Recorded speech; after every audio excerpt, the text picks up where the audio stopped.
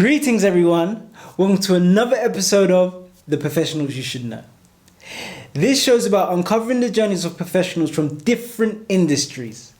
And today, we have the engaging and insightful Jan Hunt, who's a funeral arranger and memorial consultant. So, what is it that you do? I am... my full title is Funeral Service Arranger and Memorial Consultant. So that's my full title. But otherwise known as a funeral director. And then previously to that, undertaker. So the term undertaker sort of is steeped in sort of history, British London history, when certain professionals of the building trade, building merchants, carpenters, joiners, furniture makers and things like that were the ones that were undertaking funerals. So that's where the term comes from. But then in the last 20 years we've seen a move away from that word to funeral directors, and I work in a funeral directors as a funeral arranger. So FSA is the short term for it, funeral service arranger. So when people, people, relatives or themselves are knowing that they're going to move on or pass on, they will come down to you. Exactly right, that's right, yes. So we're one of the first people that someone will come to approach when they need help and advice after someone they love has passed away. Okay. So yeah. Why? Why? Like, what made you, go into the profession? What? Okay, it's a couple of things really. I've always been fascinated with what happens to our bodies at death, after death. That sort of understanding, what bereavement is about. I had suffered a bereavement when I was 7, so I've had a close relationship with death and passing on, from an early age, and was trying to sort of come to terms with what it was all about and stuff. So that's part of the story, and then the other sort of more light-hearted part of it is that as a child I'd attended brownies and girl guides and things like that, and we used to have these meetings in church halls, and the church halls were typically attached to cemeteries. And I just always loved, looking at the tombstones, the inscriptions, and generally just running around in them. They don't. They just, to me, they're not scary places. They're not the stuff of horror movies. I find great tranquility, actually, and peace in a cemetery. And I often still now go for walks and just look at the tombstones and read inscriptions and things like that.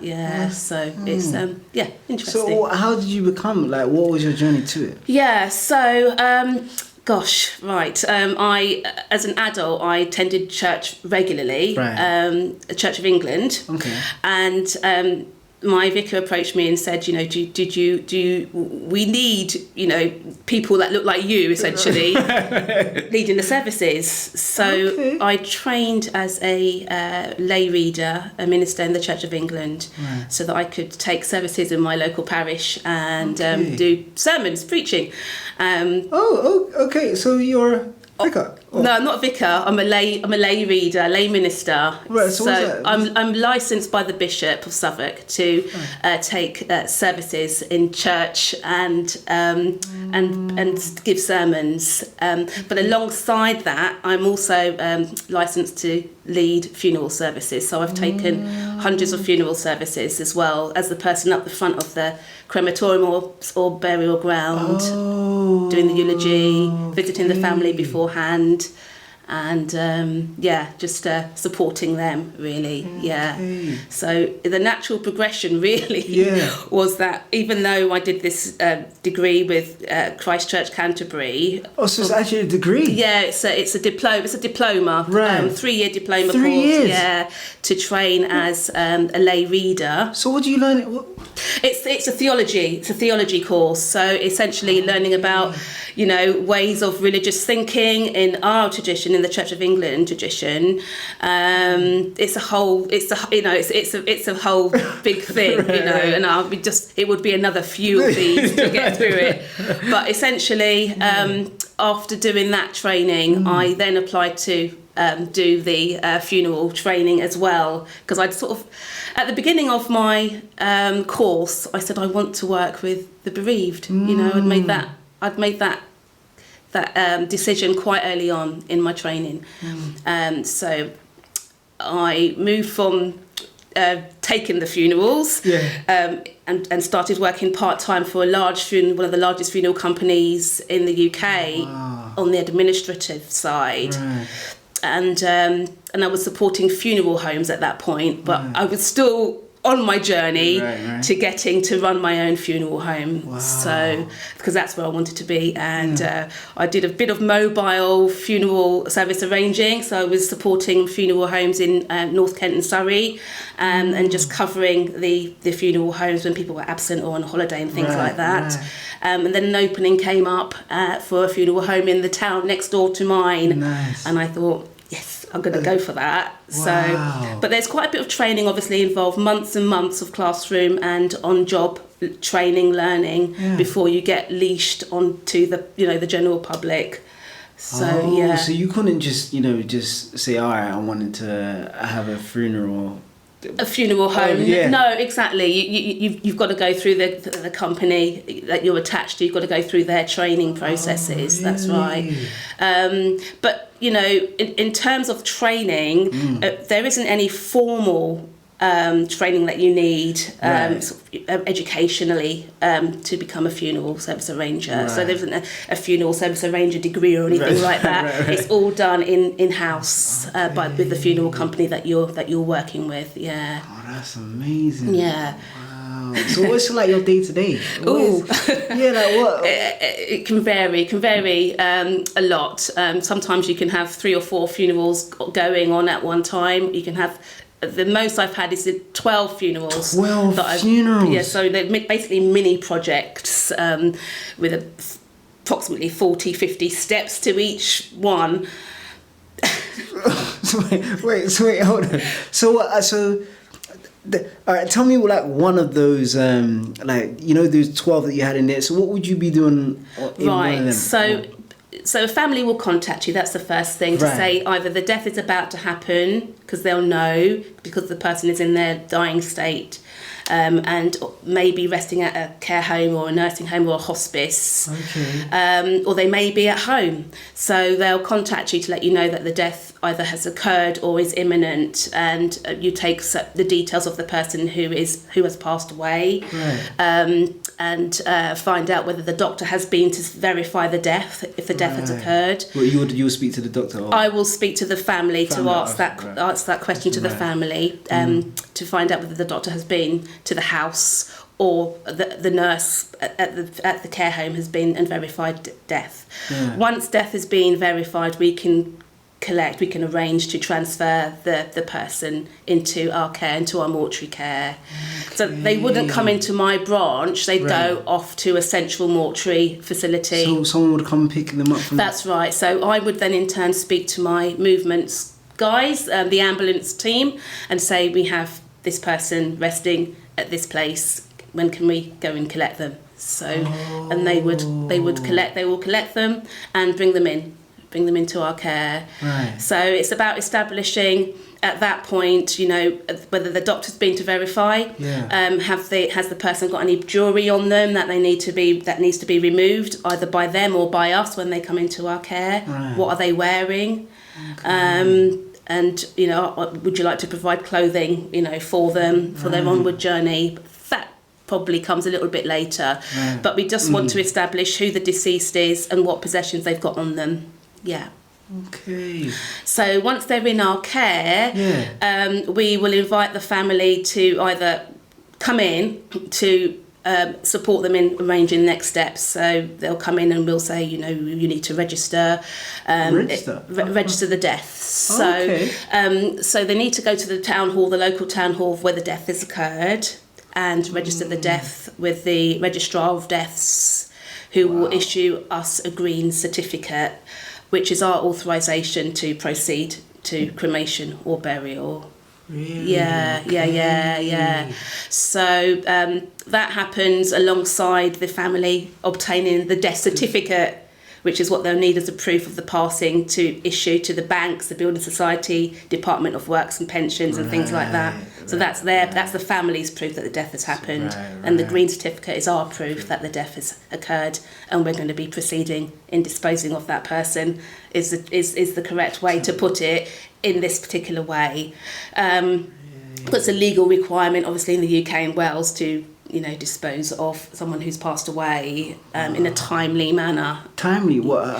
So, generally speaking, from the date of the passing to the date of the funeral, it's about 3-4 weeks. And it's even quicker than that in other places on the continent and in Ireland, where they can see funeral services happening more or less straight away.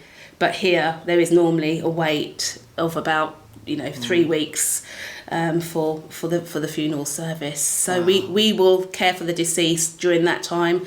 We will support the family in the paperwork that's required by law that needs completing, so that they can send their loved one off and have a good send off for them. Yeah. So is that the time when there's coffins come in or the cremation? Right, okay. What happens there? So when they're being when the deceased is being stored at temperature controlled conditions at the mortuary. So is that once you pick them up from the ambulance? That's correct. Once our ambulance teams pick them up either from the hospital or the home or the hospice or care home, they come into our care at our central mortuary facility, and they're kept until they need to be embalmed, washed, prepared, dressed, and if embalming is required, embalmed. Who will do that? That will be done by our mortician staff. Yeah.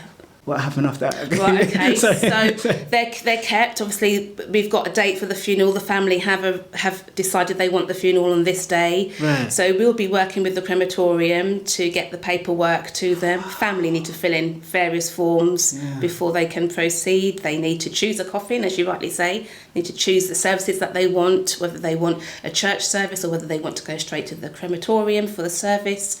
So much on them. Yeah. Whether they want booklets for the order of service, that they hand out and they can read from during the service. Who will conduct the service? Which minister? Are they religious? Which minister do they want? Are they attached to a church? And we are contacting these people on their behalf. So the minister, or celebrant if they're non-religious.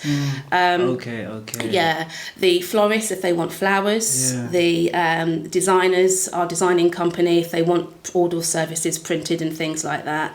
And if they want an obituary in a newspaper, then we will also liaise with the newspapers. Really? Yeah, to get the wording put into the papers or published on the radio, however the family want to do that. Wow. So that's going on alongside the preparation of the deceased, and so that happens obviously in the mortuary by our embalmer and mortician staff, and they basically go through a process of washing and preparing and stitching the deceased so that the mouth is closed and the eyes are sealed. So the eyes are sealed down and the mouth is closed, and there's a special stitch that they use to achieve that mouth closure. Is that just because it's just sanitary and it's dignified because when someone first passes away, their eyes are open and their mouth is open, and it just doesn't look very nice. And so for the purpose of presentation and for when the family come in to visit, if they want to do chapel visits, then their loved one, that they can see them in a better sort of state, and it's not traumatizing to them. So that's the role of our mortuary staff, who do a fantastic role, and so once that's done, we decide when the deceased can come into the branch. Back to branch date, which is typically a couple of days before the funeral. Right. Yeah. Wow. Yeah. What a process. Well, it's a process, and everything needs to be, every step of the way, the deceased identity needs to be checked, cross-checked, because we don't want to ever be in a position where we're cremating or burying the wrong person. or indeed the incorrect deceased comes into the branch chapel. I don't know. I've not seen who they are. I don't know them. The family comes in to visit. That's not our loved one. You know, we never ever want to be in that position. So there's a multitude of checks that we undertake to make sure that, you know, that meeting between the family and the loved one is, you know, goes ahead really well, and then it's not it's already traumatic having lost the person, but then to be confronted with someone who isn't theirs, you can imagine. So not on my watch. Not on my watch. Yeah, I can see it's it. just Very thorough. you're checking and cross-checking every step of the way, and you've got great teams who support you in what you do, and you in turn we support each other. So yeah. And is there like a? Because I can imagine you said you've done 12 not too long ago. Is there like a particular story that really sticks out to you that just reconfirms or that you really want to be in this profession and continue to be in this profession? Is there like a story? Or? Well, I think, you know, for the most part, I love to interact with people. You know, I find people generally very interesting, and you get to hear some lovely stories about the people who have passed away. You never get to meet them. This is the crunch of it. You never get to meet these people, but you hear the most great stories about them. I mean, for me, as I said earlier, I think, you know, in terms of why I wanted to work in this industry, it's just kind of unpicking that ideas of what death means, and I'm not scared to talk about it, not scared to be involved in it. So I think really it's just, you know, my mum said we used to go for walks in the cemetery when I was younger, and I would always at that point be quite fascinated with, you know, the tombstones and things. And obviously she had some sort of fascination which has rubbed off on me, you know. So she's not typical for a Caribbean from Kingston. She's not typical, you know, because she came here when she was very young, so she's not got those entrenched ideas of what death means, i.e. death is over there and we don't have anything to do with it. But I think in terms of just knowing, I just really feel as though my place is in the funeral, as a funeral arranger, supporting people who are bereaved, you know, and who are in need of special care and attention at that really fragile time. And is there any kind of like misconceptions to your role, or? Yeah, there are a few. God, where do I start? Right, okay. So I think the most commonly held misconception is that people who work in the funeral industry are obsessed with death and dying, or goth, you know, head to toe in black and what have you. Which, you know, it's not unfair, because if you see a funeral party going out, typically they've got black hat, black top, black tails, black, you know, everything is black. So it's not unfair to have for people to hold that misconception. But the people that I work with, we're all fun-loving. We've got brilliant sense of humour. You know, we're laughing and seeing the best in people, and just generally optimistic. So I'll try to debunk that. I think the other misconception is that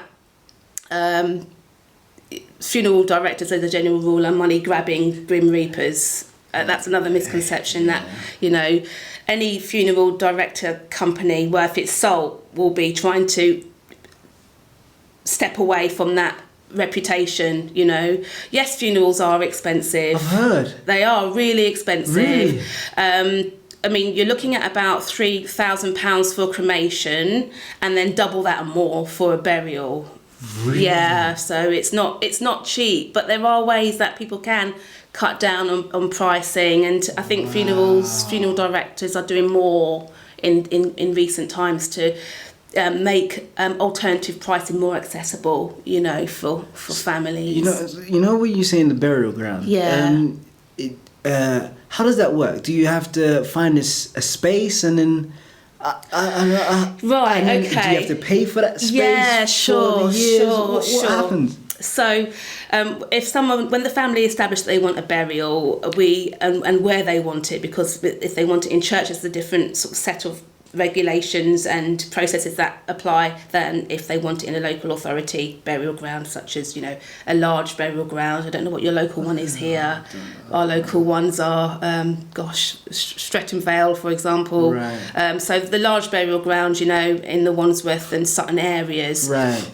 Which is where I would normally do my burials. Right. So yes, you buy the plot, which, depending on the burial ground, it can run into a couple of thousand, 3,000, 3,500 in London, because land is at such a premium in London that they can basically charge anything they want to families. We don't have any control over that. We pass that cost on to the family, and we say this is what this set of people are charging. Wow. And then so you buy the plot, so it can be 1 or 2 or 3 or 4 deep, so that you've got the plot for future family members to be interred in. Okay. Then you pay for the interment. So you pay for the land, and the interment is the digging of the land and the interment or the placing in of the coffin on the day of the funeral. So that's what they call interment costs. So it would be cost effective for cremation, I'm guessing. Yeah, exactly. So it's really good that you asked that. Yeah. I think funeral poverty is a thing that affects Caribbean and African the cultures of those people, because typically speaking, they're just not going for cremations because they don't see it as a good way to dispose of the body. Right. A lot of them, have particular religious beliefs, which mean that if the body is cremated, their soul can't go on because it's been, the body's been damaged. And the movement of the soul and to the next level can only happen with the body intact. So that's why people, not just black people, or West Indian people or whoever, but that's why they'll go for burials over cremations. But cremations are becoming much more common nowadays, especially with the cultural shift and the shifts in tradition, and people being sort of a bit more informed about, costs. And trying to sort of really come to terms with the reasons why they want burial over cremation, when you're running yourself into so much debt by doing a burial, but I think a good funeral service arranger will have that open and honest conversation with the family. So yes, cremation is much more common than burials in this country, because of obviously the way that our the cultures are broken down. Obviously, black people of West Indian, African heritage only make up a very small proportion of the overall population in the UK. Exactly. So, in terms of that, but it's disproportionately affecting, that small portion of society, because they are the ones who are typically doing the burials, opting for burials. So. And what about when, say for example, someone passed and then they say they want to send the body home? Repatriation, it's called. Okay. Would you be involved in that? I would be. Where I work though, I don't deal with very many people that look like me. Right, okay. So most of my funerals, they're cremations. 95% of them are cremations. Really? And I may have about 5 or 4% burials. Interesting. And repatriations tend to happen in areas that have a high percentage of people from other cultures residing. I'm yet to do a repatriation. Really? And it's I won't say it's unlikely, because you never can tell, it's not something that I've had any cause to be involved in yet. But we work with a carrier. There are strict regulations about sealing the coffin and having all the paperwork in hand for the airlines and the ongoing destination and things like that. But yes, repatriations are something that I don't typically get involved in. And you said something about hopefully the body will decompose, and is the coffin itself biodegradable? Yes, they are. They are biodegradable. So we try to encourage families now. People can spend at least $1,000 and more than that on a coffin. Really? Caskets are the ones that open in two places, and therefore they're for the viewing at the church, right, typically. So the top portion will open for the head and shoulders of the person to be viewed, right. And those are what you call caskets. So they're kind of the American type coffins that you see on TV and things like that. Yeah. But coffins, they are a single lid that goes over the top. I thought they were the same thing. Exactly. I guess that may be a misconception as well. Yeah. So caskets are the sort of the two levered lids. And the coffins are the actually totally removable lid. Okay. So sorry, I lost the gist of what you were asking me. I think it was in terms of the burial, wasn't it? No, the biodegradable. That's one. Yeah. So we in our company, we tend to use coffins and the materials to make the coffins from forests that are sustainable. So we use wood from forests that are are responsible, let's say. And typically speaking, people don't want to spend a lot of money on a coffin if they're going to cremate it. It just makes no sense. And unfortunately, people are catching on to that. I was always quite reticent to sort of say to them, obviously you're going to have a cremation, do you want to spend a lot of money on the coffin? And they'll say, we don't really want to spend. They look to their neighbour and they'll say, we don't really want to spend a lot of money on the coffin. And they I think there was a sort of some embarrassment about saying, we just want it cheap. We just want a cheap one. But I try to sort of say it's fine. Because at the end of the day, you're right. It's going to be cremated. Obviously, at the crematorium when you're having the service, they want a coffin that is going to look okay, not because we've got all different levels of coffin, from entry right through to really expensive ones. Wow. But for cremation, it doesn't make sense to spend that money. No. And families, I think they're a bit more savvy nowadays, especially the ones that I help anyway. They're a bit more switched on, and they know pretty much up front what they want for their loved one.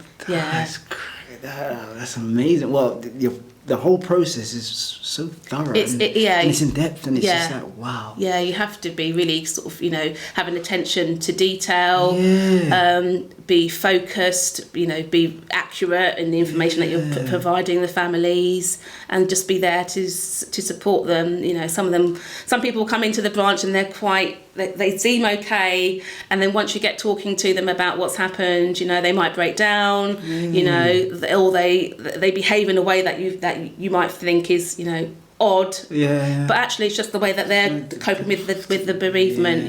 The way that they grieve. Everyone's different.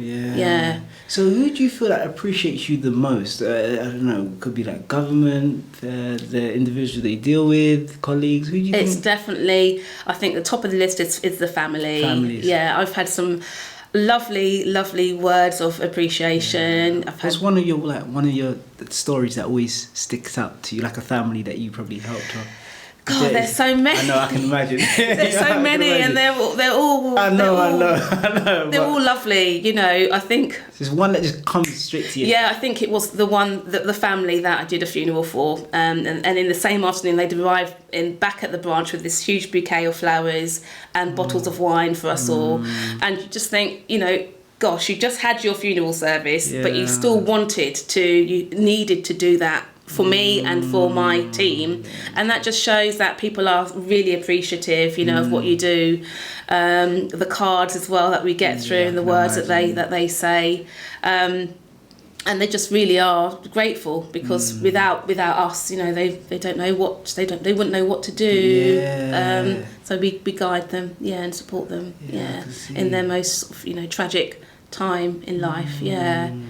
So I mean, I obviously can't speak personally about families. Obviously, got to be discreet. Of course. But the clients are wide and varied. We have spouses, we have siblings of the deceased come in.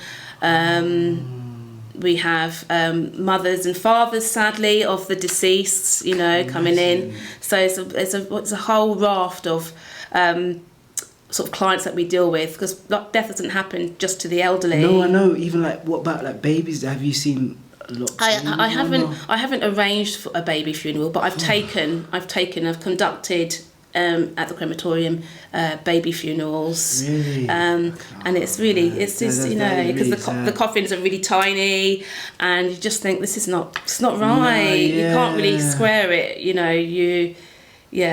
just you're left with loss for words, really. And much of that time, the families just want to be in a sort of quiet space. They don't want any, because there isn't a long-lived life to celebrate. In those instances, so it can be quite traumatic.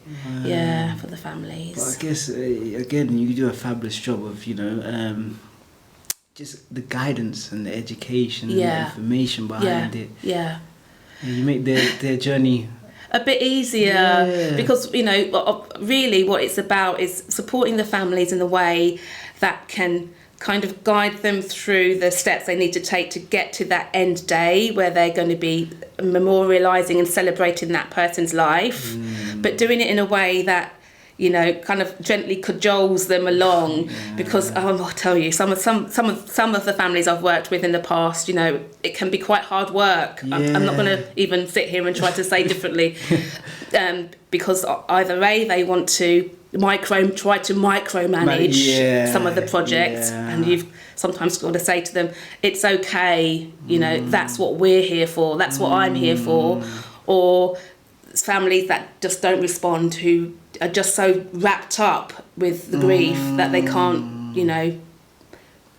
respond to the questions that you've put to them. And so you've got the two ends of the tangent to work with, but mainly, the families are level-headed, even in their grief, and work well with you to get to that end result. So I don't know. There are life insurance and stuff like that. Yeah.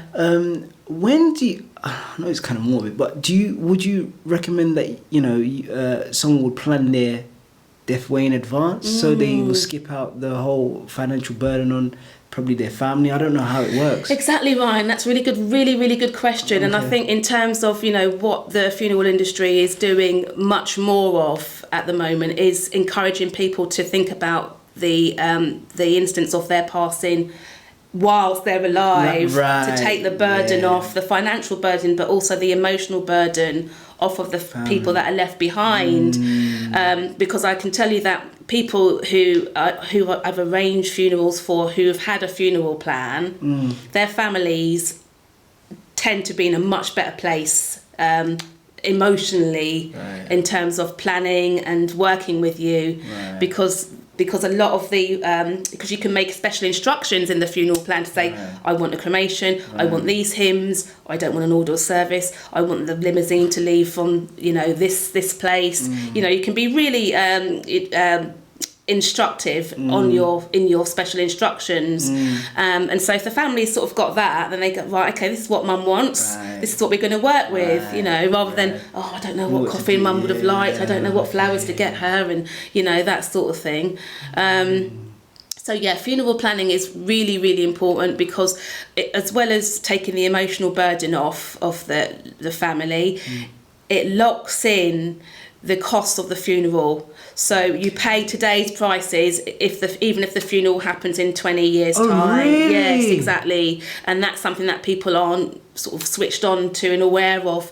But it's more and more common now. I think people are discussing it more and thinking about ways that they can reduce the cost burden. Even if you're say for example quite young, I don't know, in your 20s, 30s, you can plan for your death. Exactly, that's right. If you're 18 and above, you can take out a funeral plan. That's right. Yeah, you can take it from 18 to 80. You can have a funeral plan in place, and you can pay so much a month, or you can pay all at once. And it's locked in. It's locked in at today's prices. So the crematorium prices might increase.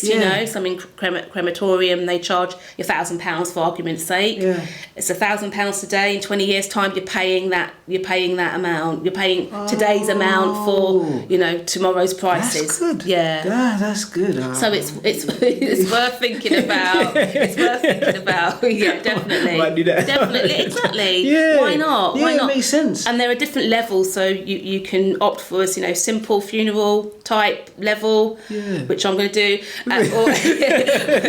or something that costs the earth, because I'm going to be cremated myself, and my mum's got a funeral plan, bless her.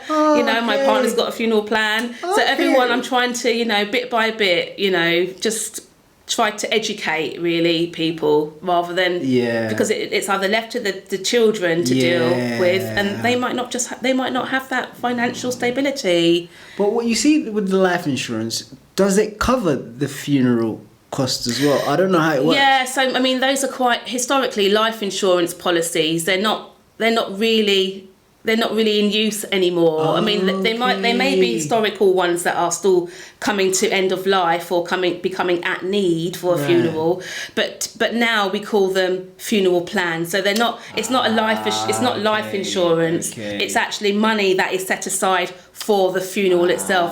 Because the difference between a funeral plan and the life insurance plan is that the person now in charge of that money pot for the life insurance can say, I'm not spending it on a funeral, I'm going to buy a new sofa, or something like that. So the funeral plan is monies that is set aside in a trust fund within the company that is responsible for it. So the money set aside outside of the funeral business to cover the costs of those funerals that become a need. So you need to know a little bit about charities as well? Or? Yeah, so charities, we deal with charities because families want to donate in memory of their loved ones. Right. So typically speaking, we've got the number of charities is endless really, because it just depends on what the family have close to their hearts, what the person died of perhaps, if they had cancer, they might want to give to cancer research, for example.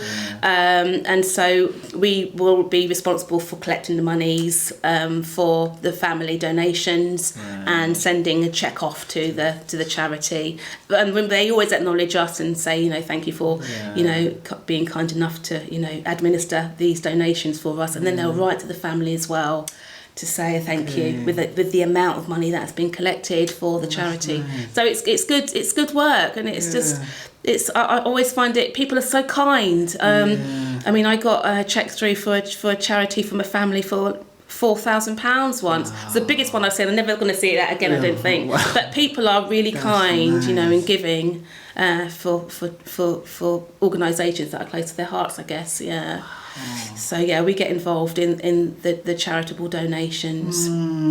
Aspect of it. Amazing. Yeah. We're going to move on to another part of the show. Okay. And it's like a rapid fire. So what I'm going to do is ask you 3 questions. 3 questions, okay. All right. So it's either a yes or no. Okay. Or pick a choice. Okay. All right. Yeah. So for our first question, would you advise people to take out their own funeral plan? I would. Yeah. Yes. Okay. All right, good. So for our second question, what interpersonal skill do you think is more beneficial for your role? Okay. Empathy or a great sense of humour? Empathy. Oh, really? Yeah. Okay. Empathy. Yeah. Okay. When dealing with the families, you need to be switched on to what they could be feeling, and being able to understand that they are doing that all the time. Either whether they're in your company or whether they're at home, they have good days and bad days, and we'll often have conversations, and I'll often say to them, it's okay, there's nothing wrong with feeling this way, and then they might be having a laugh about something and it's inappropriate, isn't it? I said, look, it's all okay. You've got to go with how you feel. So empathy definitely over sense of humour. Okay. Right, cool. But a sense of humour obviously helps in order to do the role. But when dealing with the families, empathy. Right. Yeah. For our third and final question, What do you think puts more, in your opinion, Yeah. what do you think puts more strain on the body? Carrying the casket Yeah. or digging the grave? Ooh. Wow,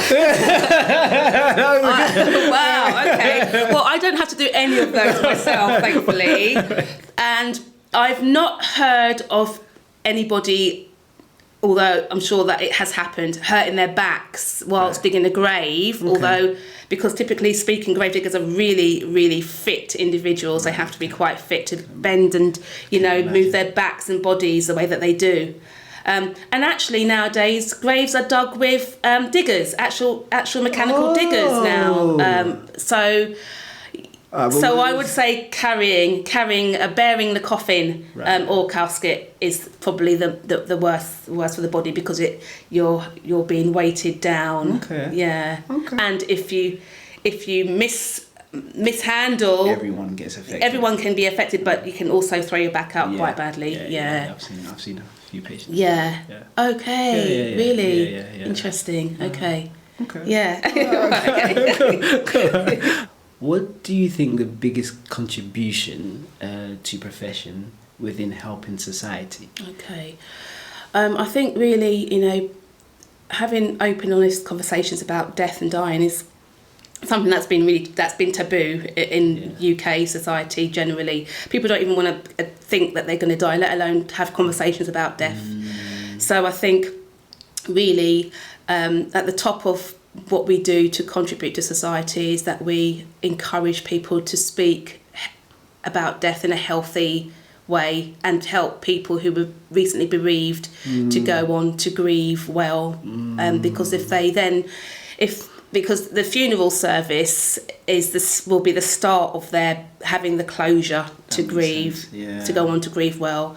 And so if someone starts having complicated grief, then they're going to need the help of another professional to get them through that. And obviously that has an impact on resources, local authority resources and things like that, and just people as a whole, and depression can set in, suicide and things like that. So I think in terms of what we do to help society is just get people to a place where they can then go on to grieve well. I think we do a good job. We support families in one of the worst times of their life. I think in terms of disposing of the body, which is a legal requirement. We are the only people that can do that. Perhaps the only people that want to do it. Essentially, because funeral work with death and dying is called, otherwise known as dirty work. Work that other people just don't want to do or want to be involved in. So, but then once they get to that stage, you actually really appreciate. Exactly, that's right. Exactly, yeah. They don't want to have anything to do with it themselves, and that's fine. We're all different. We all have different ideas about what's enjoyable. Yeah. But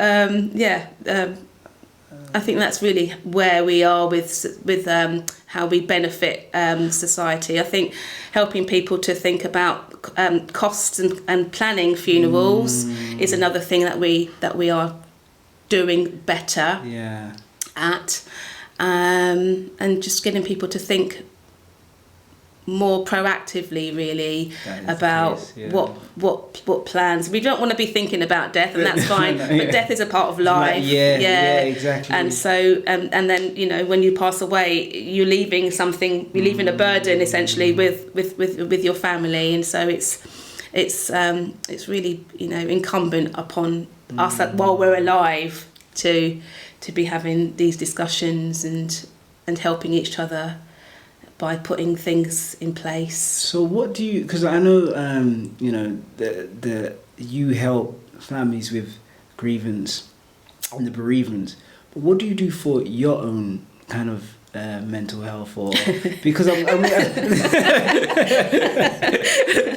because you're around loads of it's a sad time. So how do you what do you do to pick yourself up? Or is there a process that a funeral people in the funeral industry have to do? Do they have psychologists nearby? It's true, isn't it? We don't know. No. No. It's quite an antiquated setup, really. The funeral industry. It's so steeped in sort of Victorian UK history that really we're kind of pulling ourselves most of the time into the sort of 21st century, right. in tech, in eco-friendly ways of working, in inclusion and diversity, so we're still there's progress that's going in the right direction, but it's still slow. Right. But I think in terms of, we don't have the opportunity to, I think they call it, there's a term they have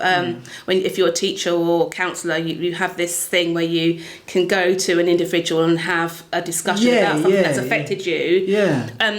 There is something in place along those lines within the company that I work for. Oh, that's good. But I don't know how many people use it. I mean, I certainly don't. Really? I mainly opt for like meditation. Okay. So there's ways that you get around and keep fit and things like that help me to kind of like, deal with some of the more grislier parts, let's say, of the role.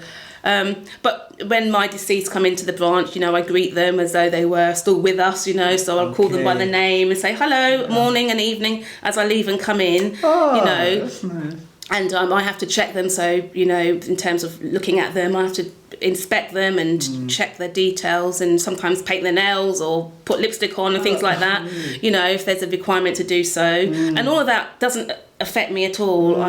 It doesn't affect me. It's mainly the families that, their grief that I have to absorb, on a sort of regular basis. And the way you deal with that is through keep fit and meditation, and just mindfulness generally, is that like walking, like meditation? How would you meditate? Was that walking through like? I love the forest. I love outdoors. I'm an outdoorsy kind of person. So I've got lovely trees where I live, and I sort of often just sit and just look at those and meditate and just take a few moments just to appreciate life, because there's nothing more. There's nothing more that will make you appreciate life other than staring death in the face every day, which is what I do. So I'm very mindful of how precious life is in the role that I do. So and of course we talk to each other within our team, our community. We'll speak to each other. I've got my man and my line manager who I can speak to if something's troubling me. If something's not gone well, I can approach him. He's very approachable, and we just support each other. We just support each other. So I know you alluded to it not too long ago, but do you see your profession progressing in any way? So I know you're saying you're quite slow at the moment. But do you see any progressions in it? I mean, it might surprise you to learn that the funeral industry isn't formally regulated. So anybody can set up as a funeral director. But obviously, like we said earlier, not many people want to do that. Thankfully. But if you wanted to, you could, So in terms of progression, we've recently had, in terms of trying to get the industry more regulated, investigations being done, which you might have seen on the news and in the newspapers and things like that. Just trying to ensure that, number one, pricing is transparent, and the services that we're providing are fit for purpose, and deliverable, and that we're accountable for the services that we're offering. So yes, I think we're progressing in that way. I said that we as funeral service arrangers, you don't need a formal certificate. There is one available, but you don't need it to go into to start running a branch, a funeral home. So in terms of the imposing the regulations, that will have a knock-on effect on what staff need as a bare minimum to come into the industry. I think in terms of being more tech savvy, IT friendly. We're still quite behind. I get quite frustrated sometimes because I think, email's really easy, guys. It's really easy to attach a document this way. We don't have to use the fax anymore. Look, seriously, we can scan things in now. But because, we come from an industry where we used to use big, huge ledgers to record receipts and, what the funeral services the family wanted were. It's slowly moving away. We don't use the big ledgers anymore, but it's still huge amounts of paper that we use. Oh, really? Yeah, so we're still using lots and lots of paper, which in a way, I think the industry is scared to move away from, because obviously it provides a trail, and technology can often go wrong. See, so I think it's kind of a comfort blanket still. I think that the industry is in the main quite attached to. But certainly I try to run a paperless office as much as I can. And when I've got people covering my branch when I'm absent, they say, oh, you do things very differently to how we do it. And I say, well, it's modern times now, Because I was even thinking about, as you're saying, a trail. Cryptocurrencies are a new thing. So it could be something of a trail within cryptocurrency that could be later down the line. It's true. But I think in terms of identifying the deceased and things like that, there's still a lot of documents that are hard copies still that need to be printed. So I don't think we're going to be moving away from paper entirely, but I think we could be doing a bit more to cut down and perhaps more training of staff and things like that, perhaps in other more paperless ways of working. I think where else we're getting quite good at developing is cutting pricing, making different options for funerals more accessible to families. So, I don't know whether you've heard of direct cremations at all. So direct cremations is where a funeral home typically won't come into play. So the family won't come and see me. They'll go. The deceased will go straight from the hospital to the crematorium. So it cuts out the need for the hearse, the limousine, a coffin. A basic coffin will be provided, obviously, or a minister to take the service even. It cuts all of that out, which obviously scoops away a huge amount of the costs as well with it, So that's another way that we're, I think, making pricing more fair all round, and it can cut down the cost of a cremation, by hundreds of pounds doing it that way. I think most people nowadays, though, do want to have some sort of formal service at the crematorium, but generally speaking, it's direct cremations are still taking off, but they are increasing in popularity slowly.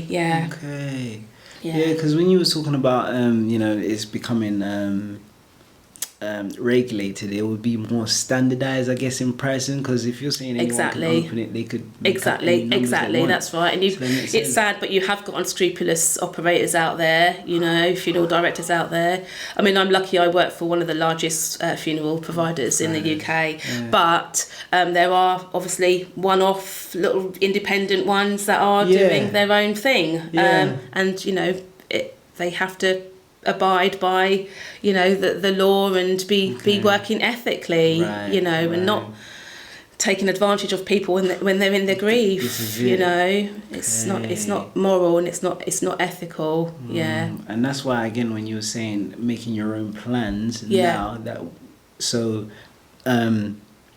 you're kind of in tune of what's going to happen, and obviously you're reducing that financial burden. So exactly, that's of course it does. Of course it does.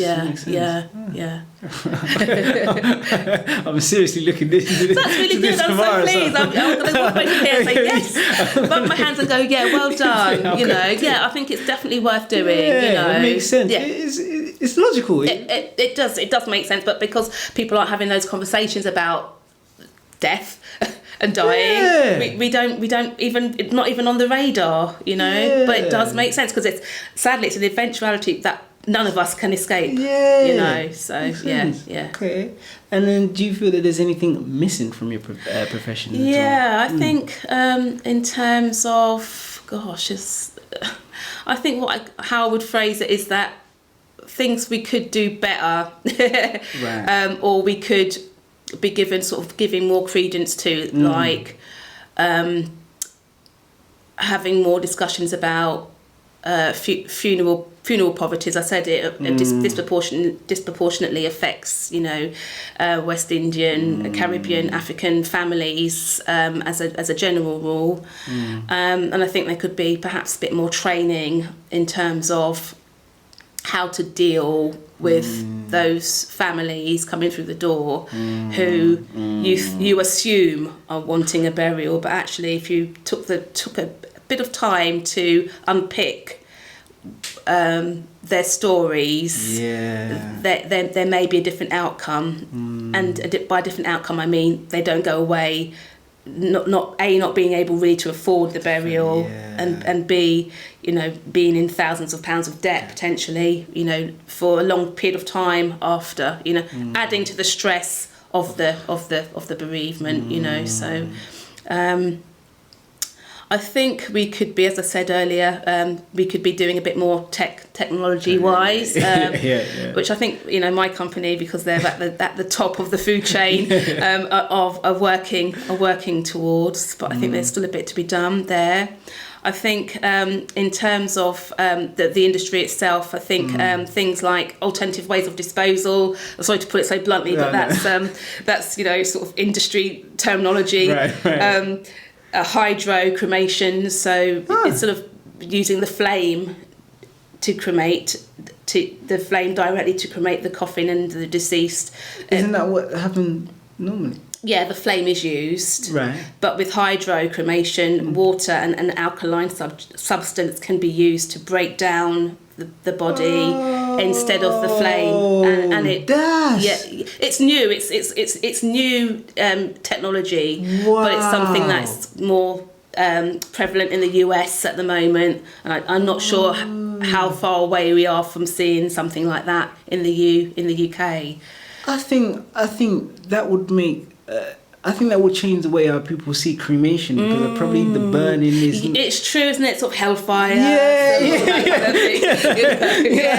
But so if you're associating it with water, yes, you're right. That's true, isn't it? It's sort of psychological. Yeah. That would make sense. I would like that. And so, so in your special instructions on your funeral plan, you can put hydro cremation preferred.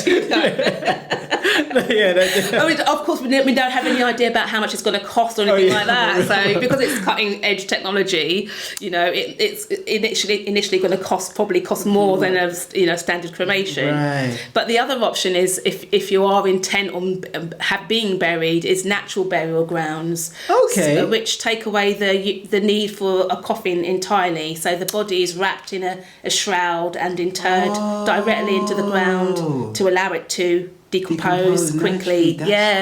So I think the first natural burial ground was set up in 1993, not in London. Okay. But and I've had sort of inquiries about natural burials, but no one who's actually sort of gone with it. But it's something that's becoming more and more prevalent in more sort of less urban areas, where there is land, to do that. So, say for example, a family had a bereavement. Do they have to go? Where would they find this natural land? Would they have to go out they come through us, and we would then contact the burial ground for them. Yeah, so it would be our local, the most local burial ground to our catchment area. For me, so it's probably Red Hill Way. There's a natural burial ground in Red Hill. Well, so it's Surrey Way. Right. So I'm not sure. I think probably just West Sussex. I can't remember the name of it, 'cause I don't you don't use them. But I would need to find out. That's the thing about funeral service work. What you don't know, you need to quickly find out. You see, and so you rely on your colleagues and say, which one are we using in this area. I always thought that you have to have a coffin and you have to be buried at a particular site. That's what I thought. I didn't know That's there was interesting.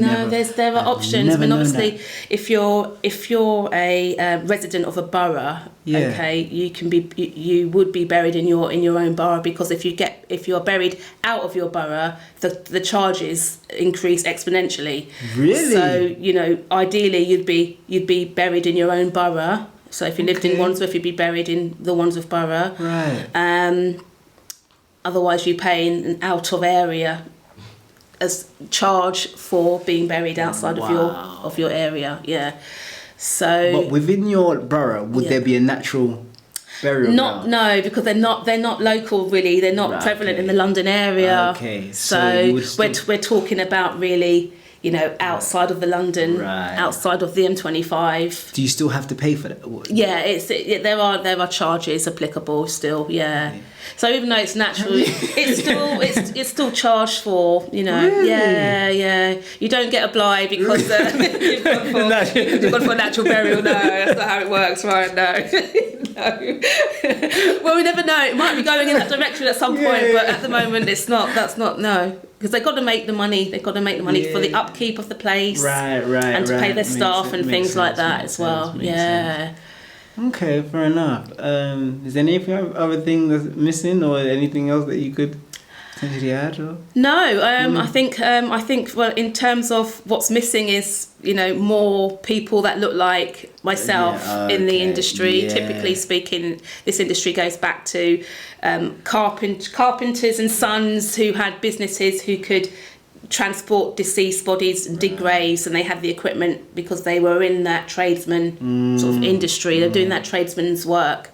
So the funeral company the funeral home that I run is a couple of 100 years old. The name of my funeral business is, I won't say it, but it's a couple of 100 years old, known in my local community as furniture makers. Actually, that's where they started. Because carpenters. Exactly, that's right. And they had the wheelbarrows and the flatbed vehicles to transport large piece of equipment, and typically they were making the coffins as well, because they had those tools and materials.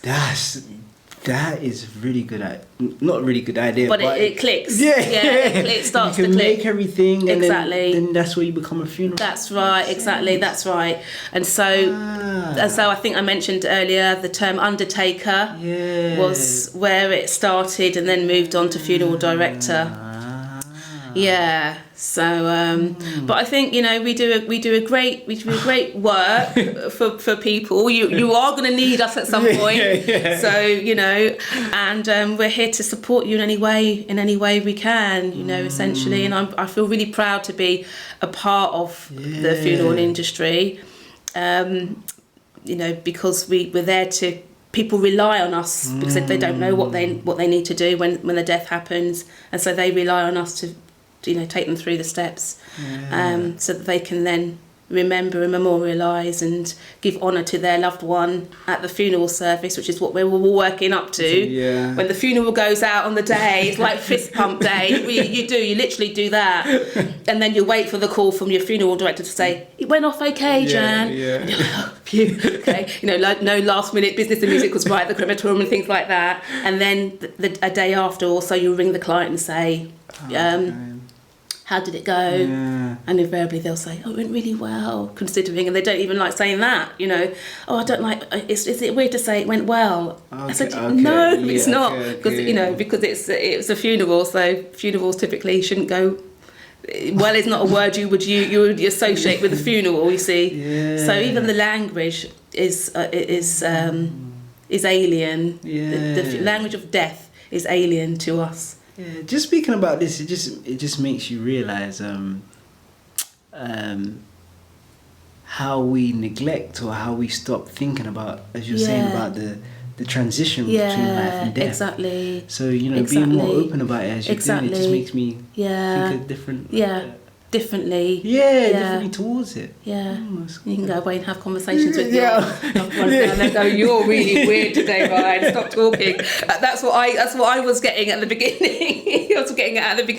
My daughter, she says, oh, Mum, do we have to? I said, oh, what? It's, it's natural. She said, oh, Mum, it can be so morbid at times, she'll say. And I said, what's morbid about it? It's only because we've been taught that way. Yeah, exactly. We've been taught that it's morbid, but actually it's fairly crucial. So, all right. So, for example, I'm based in London and you're in, I don't know, Kent or wherever you are, yeah? And I wanted a burial. Mm. Can I come and see you, or would I have to go and see someone? It's interesting because my funeral home will serve a catchment area of about 20-30 mile radius. Generally speaking, we are attached to the community because it's the community who refer us to their neighbours and recommend us to their friends and their family. And I've done funerals for generations of family members, aunts and uncles of someone, or mothers and fathers, and so it continues. But normally they're all from the local area. Having said that, I did do an out of area funeral in the Bristol area. So, oh really? So I arranged with the help of our funeral home in Bristol, and then we transported the deceased to Bristol for the service on the day. But so it's possible. Right. But generally speaking, if your funeral home is in X and you live in X, you'll use that funeral home. Right. But there's nothing stopping you. It's just for convenience, really, because you don't want to be traipsing up and down in that time to try and get things together. You've got to think about how you'll get clothes, how you'll drop off photos, how you'll do chapel visits. And if you're out of area, that's all going to be quite difficult. Yeah. Wow, I've learned so much today. Oh, good. Oh, please. I really have It's been lovely speaking with you. It's been a magnificent speaking with you. I really enjoyed it. You've been a pleasure. Thank you for coming. You're very welcome, Ryan. Thanks for having me. And I'll be definitely looking into my plans. Okay. Okay. Thank you very much. Good luck with that. Thank you. Take care. Thank you for joining as well.